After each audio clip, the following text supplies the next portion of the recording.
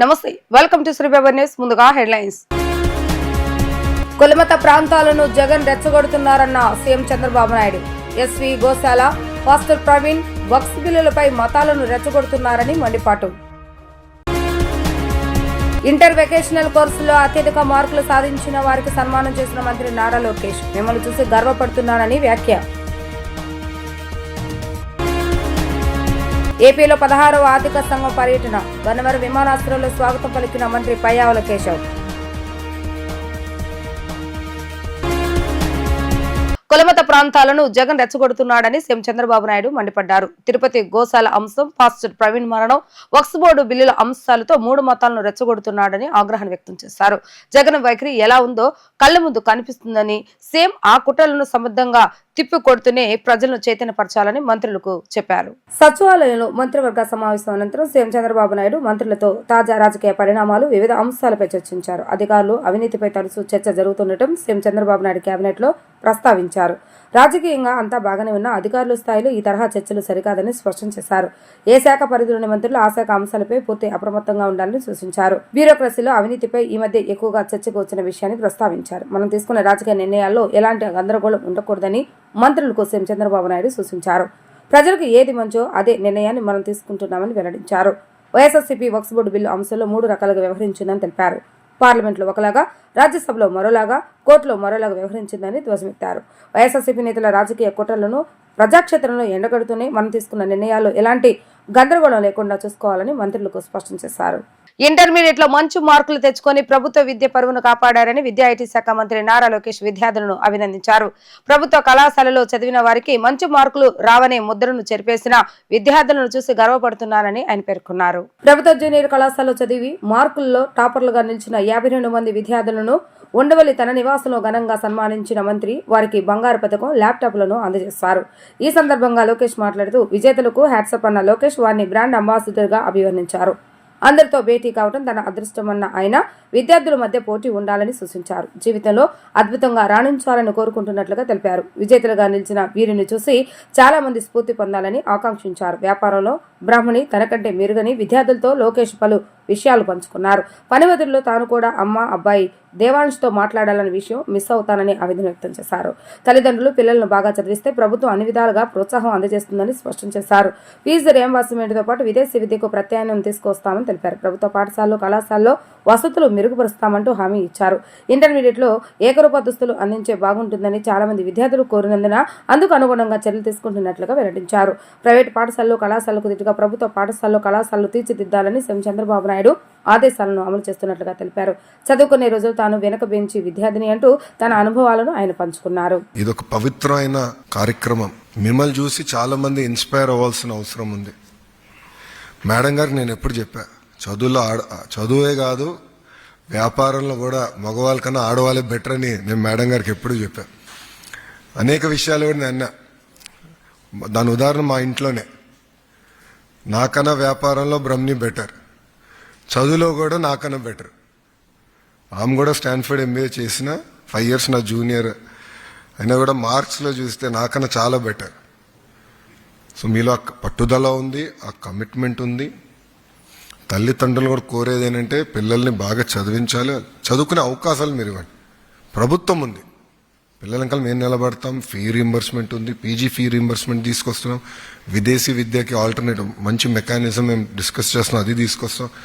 అంటే ప్రభుత్వం ఆలోచన డబ్బుల వల్ల పిల్లలు ఇబ్బంది పడకూడదు, వెనకబడి ఉండకూడదు. నేను స్టాన్ఫర్డ్లో చదివినప్పుడు అప్లై చేసినప్పుడు అప్లికేషన్లో ఎక్కడ కానీ మీ దగ్గర ఎంత డబ్బులున్నాయి, మీ బ్యాంక్ అకౌంట్ స్టేట్మెంట్లు ఇవన్నీ నేను ఎక్కడ అడగరు. మీరు ఈ స్థాయికి వచ్చారంటే తల్లిదండ్రుల త్యాగాలనే, అది మర్చిపోకూడదు. నంబర్ 1 మీరు నాకు ఫీడ్బ్యాక్ ఇచ్చారు. 100% ఇన్ఫ్రాస్ట్రక్చర్ చాలా ఇంప్రూవ్ చేయాల్సిన అవసరం ఉంది. దానికి ఒక రోజులో అయ్యేది కాదు అది, ఎందుకంటే ఇది కొన్ని సంవత్సరాలుగా ఇగ్నోర్ అయింది. కానీ ఒకే రోజు అన్ని చేస్తాం కూడా చెప్తాం, కరెక్ట్ కాదు, కానీ చేయాలని తప్పనుంది. కార్యాచరణ పెట్టుకుని మేము చేస్తాం. యూనిఫామ్స్ ఒకటి నేను సర్ప్రైజ్ అయ్యా. అందరు చాలా మంది అన్నారు, కనీసం 6-7 ఆడినారు. ఇంటర్లో యూనిఫామ్ ఇస్తే బాగుంటుందని కోరారు. అది మేము చర్చించాం, కానీ మేము అనుకున్నాం ఇది ట్రాన్సిషన్ కదా, మళ్ళీ కాలేజ్ కట్టుకు వెళ్తారు కదా, యూనిఫామ్లు అవసరమా అనుకున్నాం. దానిపైన గురించి కూడా మనం ఆడదాం, దాంట్లో ఎలాంటి డౌట్లు అవసరం అనిపిస్తే చేద్దాం కూడా ప్రభుత్వం సిద్ధంగా ఉంది. అదే దాంట్లో ఎలాంటి సందేహం లేదు. ఇట్లా మీ ఫీడ్బ్యాక్ అంతా మేము చాలా సీరియస్గా తీసుకుంటాం. చదువుకున్నాం, ఉద్యోగాలు వచ్చేసినాయి, ఆ పని ఒత్తిడిలో మనం ఆలోచిస్తాం, వెళ్ళిపోతాం. నేను కూడా ఏంటంటే పని ఒత్తిడిలో అమ్మతో మాట్లాడాలనే విషయం కూడా మిస్ అయిపోతాం. నేను ఇప్పుడు అలారం పెట్టుకున్నాను నా ఫోన్లో, లేదంటే దేవాంశతో మాట్లాడడం కూడా మర్చిపోతాం కొన్నిసార్లు. అలారం పెట్టుకుని నేను అది ఒక హ్యాబిట్గా చేసుకుంటున్నాను. మనం ఈ రోజు ఈ స్థాయికి వచ్చామంటే వాళ్ళ వల్ల వచ్చాం. కుటుంబాన్ని మనం ఎప్పుడు మర్చిపోకూడదని మిమ్మల్ని అందరినీ కోరుతున్నాం. అదేవిధంగా ఒక రెస్పాన్సిబుల్ సిటిజన్గా ఉండాలి మనందరం. నేను ఎప్పుడు నవ్వుతా అంట, ప్రైవేట్ పాఠశాలలు అందరూ రిజల్ట్స్ వచ్చిన తర్వాత యాడ్లు ఇస్తారు, 1, 2, 2, 3, 3 అని. ప్రభుత్వం కూడా మేము ఇవ్వాలి నెక్స్ట్ ఇయర్ నుంచి. అది నా డైరెక్షన్. పోటీ పడాలి, పోటీ ఉంటేనే పిల్లలు బాగుపడతారనేది నా ఆలోచన. వాస్తవంగా నేను కూడా 9th వరకు ఆడుతూ పాడుతూ చదివినండి. ఎక్కువ క్రికెట్ పిచ్చి ఉండేది. అప్పుడు ఇంట్లో తల్లికి అర్థమైంది, అమ్మకి అర్థమైంది వీడు దారి తప్పినట్టున్నాడని 10th లో రుద్దేశారు. అదైన తర్వాత బాబు గారికి అర్థమైంది వీడు 11th 12th సరిగ్గా చదవకపోతే ఇంకా ప్రమాదం అని. సో నేను కూడా రుద్దుడు బ్యాచ్ ప్రోడక్ట్ ని. కానీ నేను అందరికి చెప్తా, వాస్తవంగా చెప్పాలంటే అది నా జీవితం మార్చేశాను. దాని తర్వాత నేను కార్నింగ్ మెల్లన్కి వెళ్ళాను, అక్కడ నేను చదువుకున్నాను. దాని తర్వాత వరల్డ్ బ్యాంక్ లో 2 సంవత్సరాలు పనిచేశాను. మళ్ళీ స్టాన్ఫర్డ్కి వెళ్ళి MBA చేశాను. అంటే ఆ 3 సంవత్సరాలు చాలా కీలకమైన 3 సంవత్సరాలు మన జీవితాలు. మన సక్సెస్ అంటే పిల్లల సక్సెస్ వెనకాల ఉంది తల్లిదండ్రులు. వాళ్ళు అనేక త్యాగాలు చేస్తున్నారు మన కోసం. అది మనందరం గుర్తుపెట్టుకోవాల్సిన అవసరం ఉంది. అరవింద్ పరగానయ్య చైర్మన్ గా ఉన్న 16వ ఆర్థిక సంఘం ఆంధ్రప్రదేశ్ పర్యటనకు వచ్చింది. ఆర్థిక మంత్రి పయ్యావుల కేశవ్ వారికి స్వాగతం పలికారు. నేడు ఏపీ సచివాలయానికి రానుంది. ఆర్థిక సంఘం సీఎం చంద్రబాబు నాయుడుతో సమావేశం కానుంది. రాష్ట్ర ఆర్థిక పరిస్థితి, కేంద్ర సహాయంపై సీఎం చంద్రబాబు నాయుడు 2 గంటల పాటు 16వ ఆర్థిక సంఘం ముందు ప్రజెంటేషన్ ఇవ్వనున్నారు. రాష్ట్ర ఆర్థిక పరిస్థితిని సీఎం వారికి వివరిస్తారు. ఏపీకి కావాల్సిన సహాయం, తగిన విధంగా ఆర్థిక సహాయం సిఫార్సు చేయాలని చంద్రబాబు నాయుడు వారిని కోరనున్నారు. ఎస్సీ కులాల వర్గీకరణ ఆర్డినెన్స్ ను కేబినెట్ ఆమోదించి అందరికీ సమాన న్యాయం చేస్తుందని హోంమంత్రి వంగల్పూడి అనిత తెలిపారు. 2011 సెన్సెస్ ప్రకారం వర్గీకరణ జరిగిందని వెల్లడించారు. జనగణన తర్వాత జిల్లాల వారీగా వర్గీకరణ చేసి రిజర్వేషన్లు అమలు చేస్తామని పేర్కొన్నారు. రాష్ట్రంలో మత ఘర్షణలు తీసుకొచ్చేందుకు వైఎస్ఆర్సీపీ ప్రయత్నాలు చేస్తుందని పాస్టర్ ప్రవీణ్ రోడ్డు ప్రమాదం ఘటన దీనికి పెద్ద ఉదాహరణని అన్నారు. మత పెద్దల ముసుగులో వైఎస్ఆర్సీపీ నేతలు కొందరు వర్గ వేమశ్యాలు రెచ్చగొట్టే ప్రయత్నాలు చేస్తున్నారని వారు ఆగ్రహాన్ని వ్యక్తం చేశారు. సచివాలయంలో ఏర్పాటు చేసిన విలేకరుల సమావేశంలో హోంమంత్రి వంగల్పూడి అనిత మాట్లాడుతూ తిరుపతి ఆధ్యాత్మిక ప్రదేశమని, ఆ ప్రాంతం చాలా సెన్సిటివ్ అన్న మంత్రి ఒక అబద్ధాన్ని కావాలని ప్రచారం చేస్తున్నారని మండిపడ్డారు. గతంలో కూడా పింక్ డైమండ్ అని చెప్పి వైఎస్ఆర్సీపీ బురద జల్లింది. అసలు పింక్ డైమండ్ అనేదే లేదని తేలిందని గుర్తు చేశారు. అసత్య ఆరోపణలు చేసిన ప్రతి ఒక్కరిపై చర్యలు ఉంటాయని స్పష్టం చేశారు. జగన్ తన సొంత పత్రికలో తాము 1100 మందికి భద్రత కేటాయిస్తే దాన్ని మోహరించారని రాశారన్నారు. పాస్టర్ ప్రవీణ్ విషయంలో కొందరు పాస్టర్లు ముసుగులో మాట్లాడకూడని మాటలు మాట్లాడారని దుయ్యబట్టారు. మత సామరస్యాన్ని దెబ్బతీయడానికి చాలా ప్రయత్నాలు చేస్తారన్నారు. ప్రార్థనా స్థలంలో ఇలాంటి కుట్రలు చేస్తున్నారని ఆమె ఆగ్రహాన్ని వ్యక్తం చేశారు. మద్యం కుంభకోణంలో సిట్ విచారణ జరుగుతుందని, తప్పు చేసిన వారికి తప్పకుండా శిక్ష పడుతుందని ఆమె తెలిపారు. పవన్ కళ్యాణ్ పర్యటన వల్ల విద్యార్థులు ఎగ్జామ్ కు లేట్ అయ్యారని జరుగుతున్న ప్రచారం అవాస్తవమని తేలిందని అన్నారు. ఉత్తరాంధ్రలో క్రైమ్ ఎక్కువ నమోదు కావటం లేదని, ఎప్పటికప్పుడు నేర నియంత్రణకు సాంకేతిక పరిజ్ఞానాన్ని వాడుతున్నామంటూ వారు స్పష్టం చేశారు. తిరుపతి అనేసరికి ఒక ఆధ్యాత్మిక ప్రదేశం, దాని మీద చాలా సెంటిమెంట్ ఉంటుంది. తిరుపతిలోని ఎక్కడైనా ఏదైనా చిన్నది అంటే మాంసాహారం ఎక్కడ దొరికినా, ఒక సిగరెట్ దొరికినా, లేకపోతే ఏదైనా మద్యపానానికి సంబంధించిన అంశాలు ఏమైనా దొరికినా కూడా భక్తుల మనోభావాలు దెబ్బతినే పరిస్థితులు ఉంటాయి. అటువంటి సిచ్యువేషన్స్లో ఒక అబద్ధపు ప్రచారాన్ని నిజం చేయడానికి వాళ్ళు చేస్తున్న ప్రయత్నాలు. సాక్షాత్తు ఇంతకుముందు ఆ తిరుమల తిరుపతి దేవస్థానం చైర్మన్ చేసిన వ్యక్తి బయటకు వచ్చి ఆ తిరుమల తిరుపతి దేవస్థానం తాలూకా ప్రాధాన్యత, దాని తాలూకా సెంటిమెంట్ తెలిసిన వ్యక్తిగా ఆయన అటువంటి కామెంట్స్ చేసేటప్పుడు ఆయన సెన్స్ పనిచేయాలి, చిత్తశుద్ధితో ఉండాలి. ఎందుకంటే ఇది దేవుడితో కూడుకున్న వ్యవహారం, దేవుడికి సంబంధించిన వ్యవహారం. ఇప్పుడు ఏదో మత సంబంధించిన ఘర్షణలు తీసుకురావాలి, ఎక్కడో law and order issues create అవ్వాలి కాబట్టి ఈ రకంగా మనం చేయటం. ఇంతకుముందు మీకు తెలుసు ఒక పింక్ డైమండ్ అని చెప్పి ఒక రకమైన దుష్ప్రచారం చేశారు. అరే అసలు పింక్ డైమండే లేదు అని చెప్పి ఆర్కియాలజీ డిపార్ట్మెంట్ వాళ్ళు కూడా బయటకు వచ్చి చెప్పే పరిస్థితి వచ్చింది. అంటే ఏదో రకంగా తిరుమల తిరుపతి దేవస్థానం అంటే ప్రజల సెంటిమెంట్, దాని మీద ఒక బురద చల్లితే గవర్నమెంట్కి చెడ్డ పేరు వస్తుంది, దానివల్ల పూలన మత ఘర్షణలు తీసుకురావచ్చు అని ఒక దురాలోచనతో వాళ్ళు చేస్తున్న కామెంట్స్ తప్పించి వీటిలో నిజం లేదు అని నిన్న నిజాలు ఈవో శ్యామలారావు గారు చాలా క్లియర్గా చెప్పారు. ఎంత దౌర్భాగ్యం అంటే అక్కడ ఈవెన్ ఆ గోశాలకి 2023 నుంచి విజిలెన్స్ అధికారులని కూడా లోపలికి రానివ్వని పరిస్థితి. అంటే లోపల ఏం జరుగుతుందో కూడా తెలియని పరిస్థితి. అదేవిధంగా కనీసం ఆవులకి ఇచ్చే దానాన్ని కూడా కల్తీ చేసి అందులో కూడా కనీసం నాణ్యత లేని దానాలని కూడా పెట్టే పరిస్థితి కనిపించిందని సాక్షాత్తు ఈవో శ్యామలరావు గారు చెప్పడం జరిగింది.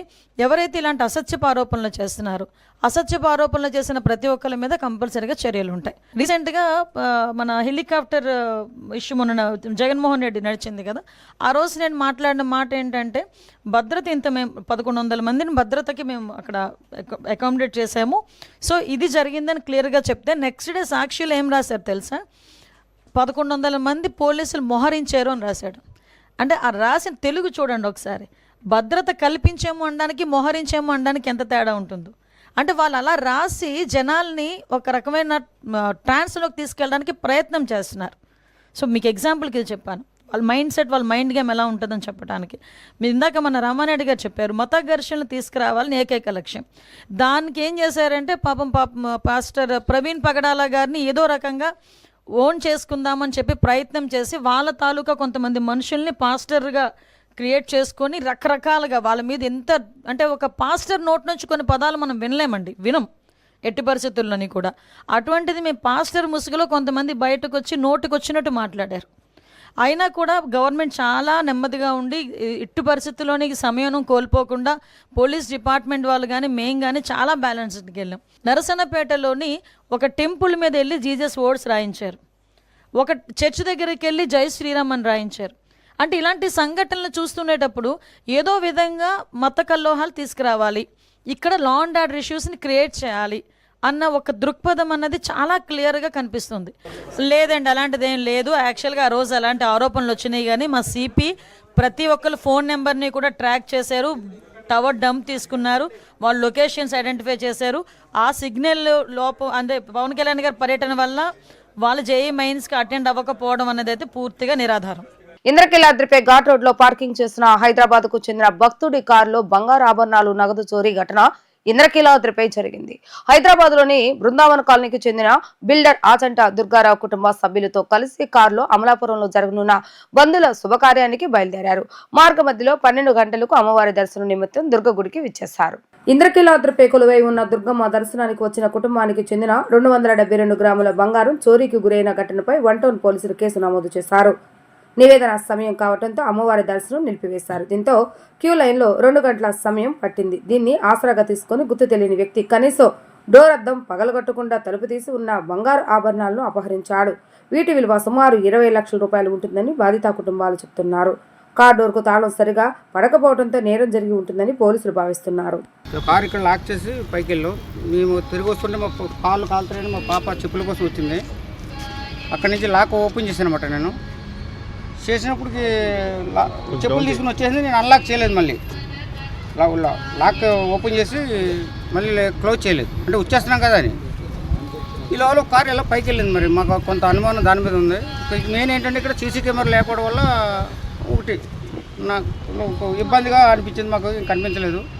దానికోసం కొంచెం చూడాలి. డిపార్ట్మెంట్ అయితే సహకరిస్తుంది సార్. మీరు ఇబ్బంది లేదు. ఎక్కడి నుంచి బయలుదేరి? నేను హైదరాబాద్ నుంచి బయలుదేరు.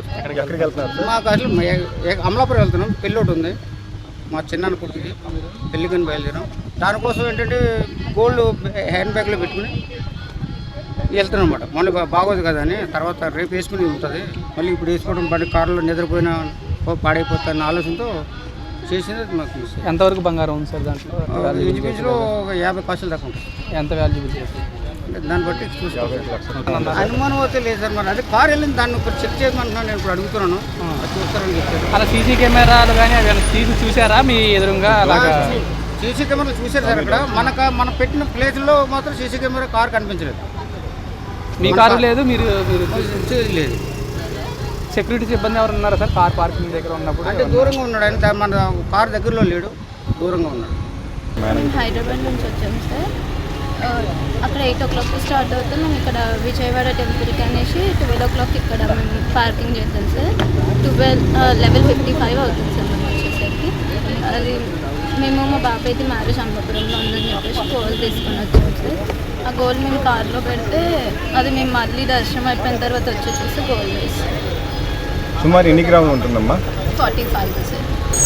ఎటు వెళ్తున్నారండి ఇప్పుడు పెళ్లి? అమలాపురం. ఏపీ సీఎం చంద్రబాబు నాయుడు ఆలోచన విధానంలో మార్పు రావాలని మాజీ మంత్రి వడ్డీ సోమనాథేశ్వరరావు అన్నారు. ఏ పని ఎప్పుడనే ప్రాధాన్యతలో మార్పు రావాలని చెప్పారు. చంద్రబాబు నాయుడు మళ్లీ పాత ధోరణిలో కొనసాగుతున్నారని, కార్పొరేటర్లకు పెద్దపీట వేస్తున్నారని ఆయన ఆరోపించారు. గాంధీనగర్ ప్రెస్ క్లబ్ లో ఏర్పాటు చేసిన విలేకరుల సమావేశంలో మాజీ మంత్రి వడ్డీ శోభనాధీశ్వరరావు మాట్లాడుతూ రాజధాని అమరావతి కోసం ఇప్పటికే 33,000 ఎకరాలు తీసుకున్నారని అన్నారు. ప్రభుత్వ భూములు కలిపి 58,000 ఎకరాలు ఉన్నాయని చెప్పారు. హైకోర్టు పరిపాలనా భూములు, అసెంబ్లీ, మండలి భవనాలు ఇప్పటికే నిర్మాణాలు జరిగాయని గుర్తు చేశారు. కొత్తగా అదనంగా 44,000 ఎకరాలు సమీకరించాలని ప్రభుత్వం చూస్తుందని అన్నారు. ఇప్పటికి తీసుకున్న భూములు చాలవా, ఇంకా కావాలనే ధోరణిలో ప్రభుత్వం ఉందని అన్నారు. ఇదివరకే అమరావతి రాజధాని కొరకు రైతుల నుంచి దాదాపు 33,000 ఎకరాలు తీసుకున్నారు. రోడ్లు కానీ, వాగులు కానీ, కొండలు కానీ అన్నీ కలిపి దాదాపు 58,000 ఎకరాల విస్తీర్ణం ఉంది. అంతకుముందే 9 నవనగరాలు అన్నారు. 58,000 ఎకరాలలో సెక్రటేరియట్, అసెంబ్లీ, కౌన్సిల్, హైకోర్టు, అట్లాగే ఇవన్నీ కలిపి వచ్చేది పరిపాలనా వ్యవస్థకు సంబంధించి, అట్లాగే వాళ్ళ రెసిడెన్షియల్ కాంప్లెక్సెస్ సంబంధించి అవసరమైనటువంటి భూమి 2,700 ఎకరాలు మాత్రమే. మిగిలింది నవనగరాలు ప్లస్ కొంత భూమి, ఇంకా 6,000 ఎకరాలు స్పేర్గా మిగిలి ఉంటుంది. ఇంతవరకు అందులో తాత్కాలిక భవనాలనే పేరు మీదుగా నిర్మాణం చేసిన 2 అంతస్తుల వెలగపూడి దగ్గర సెక్రటేరియట్ భవనాలు, అట్లాగే హైకోర్టు భవనం, అట్లాగే అసెంబ్లీ కాంప్లెక్స్ ఇంతవరకు నిర్మాణం జరిగింది. ఇప్పుడు కొత్తగా అదనంగా ఇంకా 44,000 ఎకరాలు కావాలి, తీసుకోబోతున్నామని చెప్పి ప్రకటించారు. అది కూడా భూ సమీకరణ విధానంలో రైతుల నుంచి తీసుకుంటాము అని చెప్పి ప్రకటించారు. అంటే ఇప్పటికీ తీసుకున్న భూములు చాలవు, ఇంకా కావాల్సి వస్తాయి అనేటటువంటి ధోరణితో తెలియపరిచారు. మరొక వార్త ఏంటంటే, మీరు చూస్తూనే ఉన్నారు, అంతకుముందు వరల్డ్ బ్యాంక్ కానీ, ఏషియన్ డెవలప్మెంట్ బ్యాంక్ కానీ, ఇతర బ్యాంకులు కానీ 31,000 కోట్ల రూపాయలు ఇప్పటికీ అమరావతి రాజధాని నిర్మాణం కొరకు ఆంధ్రప్రదేశ్ ప్రభుత్వానికి రుణాలు మంజూరు చేసింది. వాటిల్లో కొంత రిలీజ్ చేశారు, పనులు టెండర్లు అయి పిలిచారు. ఇప్పుడు నిన్నటి వార్త ఏంటంటే, ఇంకా 69,000 కోట్ల రూపాయలు ఇంకా లోన్లు తీసుకోబోతున్నాము, అవసరమవుతాయి అని చెప్పొచ్చు. ఈ విధమైన ఆలోచనలు చేస్తూ ఉంటే ఈ రాష్ట్రాన్ని ఎక్కడికి తీసుకెళ్ళదలుచుకున్నారు చంద్రబాబు నాయుడు గారు అని నేను ప్రశ్నిస్తూ ఉన్నాను. ఏడాది నుంచి కేంద్ర ప్రభుత్వ లేబర్ కోడ్లను అమలు చేసే దిశగా అడుగులు వేస్తున్న తరుణంలో అడ్డుకునేందుకు కార్మికులంతా ఐక్యంగా ముందుకు రావాలని కార్మిక సంఘాల నాయకులు పిలుపునిచ్చారు. కార్పొరేట్ శక్తులకు కొమ్ము కాసే నిర్ణయాలను ఎండగట్టాలని కోరారు. గవర్నర్పేటలోని బాలోత్సవ భవన్ లో కార్మిక సంఘాల ఐక్య వేదిక ఆధ్వర్యంలో సమావేశాన్ని నిర్వహించారు. ఈ సందర్భంగా సిఐటి నాయకులు ఉమామహేశ్వర, ఏఐటియుసి రాష్ట్ర అధ్యక్షులు రవీంద్రనాథ్, వైఎస్ఆర్ టీయూసీ నేత గౌతమ్ రెడ్డి మాట్లాడుతూ కేంద్రంలో బీజేపీ అధికారంలోకి వచ్చాక కార్మిక వర్గంపై దాడి ప్రారంభమైందని ఆవేదన వ్యక్తం చేశారు. కార్పొరేట్ శక్తులకు కొమ్ము కాసే విధంగా వ్యవహరిస్తున్నారని, లేబర్ కోడ్స్ తీసుకొచ్చిందని, వాటిని ఉపసంహరించుకోవాలని డిమాండ్ చేస్తూ మే 20వ తేదీన సార్వత్రిక సమ్మె చేపట్టనున్నామన్నారు. కార్మిక వర్గాలు అడిగేవి ఆర్థికపరమైన అంశాలు కావన్నారు. ఏప్రిల్ 25వ తేదీన విజయవాడ సన్నాహక సదస్సును నిర్వహిస్తున్నామని, ఇతర కార్మిక సంఘాలు కూడా తరలి రావాలని అన్నారు. మోడీ ప్రభుత్వం అధికారంలోకి వచ్చిన తర్వాత దేశవ్యాప్తంగా మొత్తం ప్రజల మీద జరుగుతున్నటువంటి దాడి ఒక భాగం అయితే, ప్రత్యేకంగా కార్మిక వర్గం మీద తీవ్రమైనటువంటి దాడి ప్రారంభమైంది. కరోనా ఉన్న సందర్భంగానే కార్పొరేట్లు చెప్పారు అనే పేరుతో బ్రిటిష్ వాళ్ళకి వ్యతిరేకంగా భారత కార్మిక వర్గం పోరాడి సాధించుకున్నటువంటి చట్టాలన్నింటినీ కూడా ఒక్కొక్కటి రద్దు చేయడానికి 4 లేబర్ కోడ్స్ని తీసుకొచ్చింది. ఈ 4 లేబర్ కోడ్సు కార్పొరేట్లకు అనుకూలం, కార్మిక వర్గానికి, ఉద్యోగ వర్గానికి వ్యతిరేకం. ఇందులో ప్రధానమైనటువంటిది సంఘాలు పెట్టుకోవడానికి వీల్లేదు, కనీసమైనటువంటి పని గంటలు అనేటటువంటివి లేబర్ కోడ్స్ ప్రకారం నిషేధం. వాడు 12 గంటలైనా 16 గంటలైనా చేయాలి. మనమంతా చూసాం, ప్రపంచవ్యాప్తంగా కూడా కార్మిక వర్గం 8 గంటల పనిదినం కోసం పోట్లాడితే నారాయణమూర్తి గారు లాంటి పెద్దలంతా కూడా కలిసి వారానికి 90 రోజులు చేయాలి, 90 గంటలు. అంటే ఈరోజు ఇక వాళ్ళకి ఏమి నో రెస్ట్ అన్నమాట. ఆ రూపంలో తయారయ్యి కనీసం సేఫ్టీ మెజర్స్ అనేటటువంటివి కార్మిక వర్గానికి పారిశ్రామిక ప్రాంతాల్లో కానీ పని ప్రదేశాల్లో కానీ ఉండేది. కానీ ఇప్పుడు నో సేఫ్టీ మెజర్స్. ఇప్పటికే చూస్తున్నాం, అనేక చోట్ల యాక్సిడెంట్లు జరుగుతున్నాయి, కార్మికుల ప్రాణాలు గాలిలో కలిసిపోతున్నాయి. కానీ దీనికి ఏంటంటే యాజమాన్యం బాధ్యత కాదు. ఇది లేబర్ కోడ్లో వచ్చినటువంటి కొత్త విషయం. దాంతోపాటు పర్మనెంట్ అనేటటువంటిది ఎక్కడా లేదు. ప్రతి ఒక్కళ్ళు కూడా కాంట్రాక్టైజేషన్ లేదా టైం స్కేల్ శాలరీ ఆ రూపంలో ఈరోజు టోటల్గా వచ్చేటప్పటికి కార్మిక వర్గాన్ని కట్టుబానిసలుగా చేసేటటువంటి ప్రయత్నం ఈ లేబర్ కోడ్స్ ద్వారా వచ్చింది. ఇప్పటి వరకు దానికి సంబంధించినటువంటి అంశాలని రాష్ట్రాలకు సంబంధించినటువంటి నోటిఫికేషన్స్ ఎట్లా తయారు చేయాలి అనేటటువంటిది కేంద్రం తయారు చేసింది, రాష్ట్రాలకు పంపించింది. రాష్ట్ర స్థాయిలో ఎక్కడికక్కడ ఏంటంటే దాన్ని లెక్క ప్రకారం రాజ్యాంగం ఇచ్చినటువంటి దాని ప్రకారం కార్మికులకి సంబంధించినటువంటి లేబర్ అంశం అనేటటువంటిది రాష్ట్ర జాబితా. కానీ కేంద్రం దాన్ని టేక్ ఓవర్ చేసి కేంద్రం గైడ్లైన్స్ ఇచ్చేటంటే వీళ్ళని ఇచ్చేసేటటువంటి పరిస్థితి తయారైంది. అంటే ఈరోజు భారత కార్మిక వర్గం ఉద్యోగస్తులు సమ్మె చేసే హక్కును కూడా కోల్పోయేటటువంటి పరిస్థితి ఏర్పడుతుంది. ఇటువంటి కట్టుబానిస తత్వానికి వ్యతిరేకంగా, ఆ విధానాలకు వ్యతిరేకంగా ఈ లేబర్ కోడ్స్ను రద్దు చేయాలని కోరుతూ మే 20వ తారీఖున దేశవ్యాప్తమైనటువంటి సమ్మెకి పిలిపించారు. ఇప్పటికే అనేక సార్లు సమ్మెలు చేశారు కార్మిక వర్గం. ప్రభుత్వం అందుకని ఏంటంటే వీటిని అమలు జరపడానికి సాహసించాలి. కానీ ఈరోజు వచ్చేటప్పటికి సొంతంగా బలం లేకపోయినా ఇక్కడ ఉన్నటువంటి తెలుగుదేశం, లేకపోతే దాని మిత్రపక్షాలు, అదే రకంగా బీహార్లో నితీష్ కుమారు వాళ్ళ బలంతో ఈరోజు వీటన్నిటిని కూడా అమలు జరపడానికి పూనుకుంటున్నారు. ఈరోజు జరిగిన సమావేశంలో మే 20వ తేదీ భారతదేశ వ్యాప్తంగా జరుగు సార్వత్రిక సమ్మెని ఆంధ్రప్రదేశ్లో ఉన్నటువంటి కార్మిక సంఘాలన్నీ జయప్రదం చేయడానికి కార్యాచరణ రూపొందించుకోవడానికి ఈ సమావేశం జరిగింది. దాంట్లో భాగంగా ఈ ప్రధానంగా రాష్ట్రమంతా ఒక కార్యాచరణ ప్రకటించేదానికి ఈ నెల 25వ తేదీన ఇక్కడ రాష్ట్ర సదస్సు జరుగుతుంది. రాష్ట్ర నలుమూల నుండి అన్ని కార్మిక సంఘాలు నాయకత్వం వహించేటటువంటి నాయకత్వం హాజరవుతారు. ప్రధానంగా ఈ సమ్మె, దేశవ్యాప్తంగా జరిగే ఈ సమ్మె ఏ విధమైనటువంటి ఆర్థిక పరమైనటువంటి డిమాండ్లు లేవు. ఏ ఒక్క ఆర్థిక ప్రయోజనాలను చేకూరేటటువంటి లేదా కేంద్ర ప్రభుత్వానికి ఆర్థిక భారం పడేటటువంటి ఏ ఒక్క డిమాండ్ కూడా లేదు.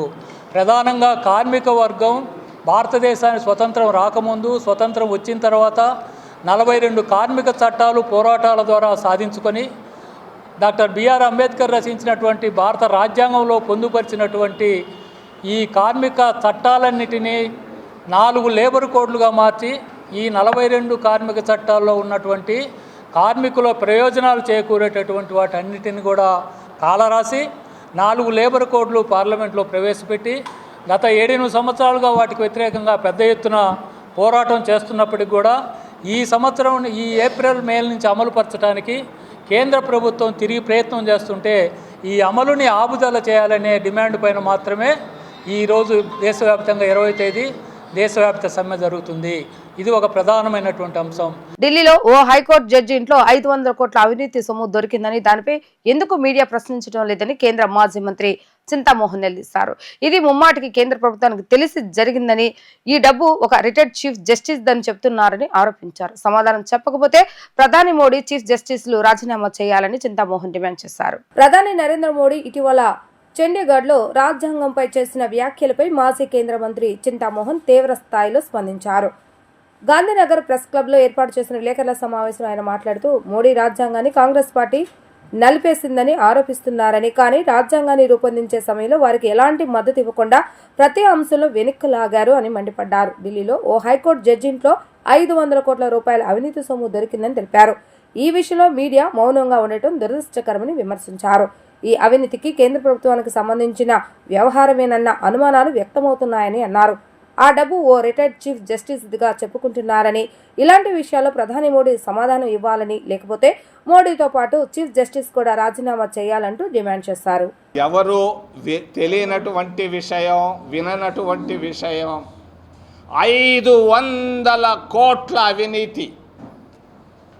1 కోటి రూపాయలు కాదు, 200 కోట్ల రూపాయలు కాదు, 500 కోట్ల రూపాయలు డబ్బు మరి ఢిల్లీలో ఒక హైకోర్టు జడ్జి ఇంట్లో పట్టుబడ్డది.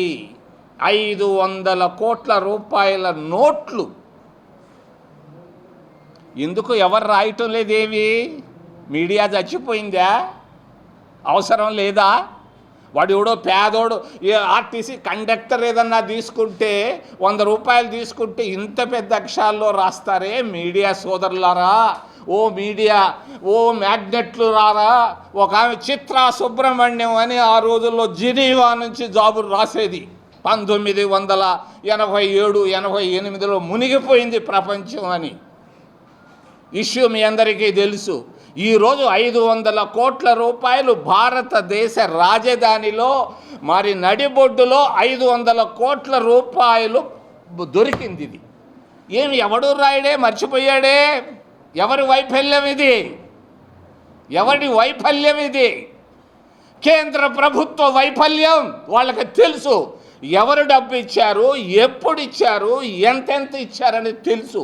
ఒక జడ్జి ఇంట్లోకి వాటర్ బాటిల్ తీసుకోపోవాలంటే పోలీస్ సెక్యూరిటీ స్క్రీనింగ్లు ఉంటాయి. ఈడ ఎందుకు లేదు? ఎవరు చేర్చారు 500 కోట్ల రూపాయలు జడ్జి గారింటికి? అది ఎలా బయటపడ్డది మీ అందరికీ తెలియని రహస్యాన్ని నేను చెప్తాను. వాళ్ళ ఇంట్లో జడ్జి గారు యశ్వంత్ వర్మ ఆయన పేరు. ఆయన కులం కాయస్తు. ఆయన అలహాబాదు. బాగా డబ్బున్నాడు. ఆయనకి ఏమి ఇబ్బంది లేదు. ఆ డబ్బు ఒక మాజీ చీఫ్ జస్టిస్ ఆఫ్ ఇండియాది అని చెప్పుకుంటున్నారు. అడ్వకేట్లే కాదు, సుప్రీంకోర్టులో ఉన్నటువంటి జడ్జీలు కూడా చెప్పుకుంటున్నారు. ఒక రిటైర్డ్ చీఫ్ జస్టిస్ ఆఫ్ ఇండియాది ఆ డబ్బు అని చెప్తున్నారు. భారతదేశంలో 500 కోట్ల రూపాయలు ఒక జడ్జి ఇంట్లో పట్టుబడ్డం ఇదే ఫస్ట్, ఇదే లాస్ట్ కావచ్చు. దీన్ని నేను ఖండిస్తున్నాను. దీనికి జవాబు చెప్పాల్సింది దేశ ప్రధానమంత్రి. ఊరికే మాటలు కొట్టబాకయా ప్రధానమంత్రి గారు, వచ్చి జవాబు చెప్పు. ఎలా వచ్చింది డబ్బు? ఎవరిచ్చారు డబ్బు? ఏ తేదీల్లో ఇచ్చారు? ఎందుకు ఇచ్చారు? ఈ డబ్బు ఎవరిది? చెప్పాల్సిన బాధ్యత భారతదేశ 140 కోట్ల మంది ప్రజలకు ఉంది. చెప్పాల్సిన బాధ్యత. రెండో బాధ్యత చీఫ్ జస్టిస్ ఆఫ్ ఇండియా, ప్రధాన న్యాయమూర్తి సంజయ్, జస్టిస్ సంజయ్ దేశ ప్రజలకు ఆల్ ఇండియా రేడియోలో చెప్పాల్సిన బాధ్యత తనకుంది. లేకపోతే అవసరం లేదు ఇల్లు. వార్తలు ముగించే ముందు హెడ్లైన్స్ మరొకసారి. కులమత ప్రాంతాలను జగన్ రెచ్చగొడుతున్నారన్న సీఎం చంద్రబాబు నాయుడు. ఎస్వి గోశాల, పాస్టర్ ప్రవీణ్ వక్ఫ్ బిల్లులపై మతాలను రెచ్చగొడుతున్నారని మండిపాటు. ఇంటర్ వెకేషనల్ కోర్సులో అత్యధిక మార్కులు సాధించిన వారికి సన్మానం చేసిన మంత్రి నారా లోకేష్. మిమ్మల్ని చూసి గర్వపడుతున్నానని వ్యాఖ్య. ఏపీలో 16వ ఆర్థిక సంఘం పర్యటన. గన్నవరం విమానాశ్రయంలో స్వాగతం పలికిన మంత్రి పయ్యావుల కేశవ్. ఇవి రోజు వార్తా విశేషాలు. మరలా 3 ప్రసారం వార్తలు మళ్ళీ కలుద్దాం. అంతవరకు సెలవు. నమస్కారం.